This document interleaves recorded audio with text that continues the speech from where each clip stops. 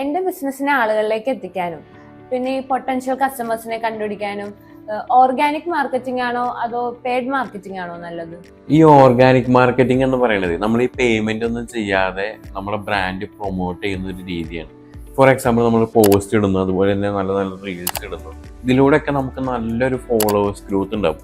അതുപോലെ തന്നെ ഒരു ബ്രാൻഡ് അവയർനെസ് ഉണ്ടാക്കുക എന്നുള്ളതാണ് ഇതിൻ്റെ ഒരു അൾട്ടിമേറ്റ് എയിം എന്ന് പറയുന്നത്.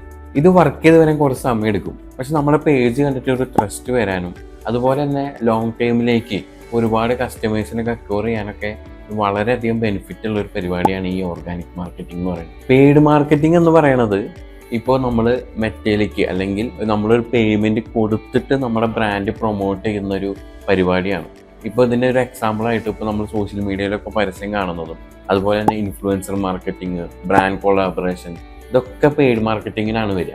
ഒരു ബിഗിനർ ആയിരിക്കുമ്പോൾ എന്തായാലും ഫസ്റ്റ് ഓർഗാനിക് മാർക്കറ്റിംഗ് ശ്രദ്ധിക്കുകയും ഏറ്റവും നല്ലൊരു മെത്തേഡ്.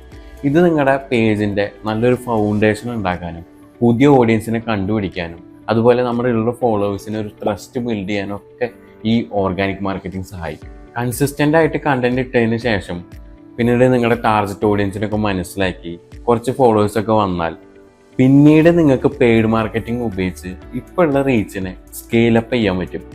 അതായത് ഫസ്റ്റ് ഒരു പേജ് തുടങ്ങുമ്പോൾ ഓർഗാനിക് മാർക്കറ്റിങ്ങിന് നന്നായി ഫോക്കസ് ചെയ്യുക, സ്മാർട്ടായിട്ട് ഗ്രോ ചെയ്യുക, അതിനുശേഷം പെയ്ഡ് മാർക്കറ്റിംഗ് നോക്കുക.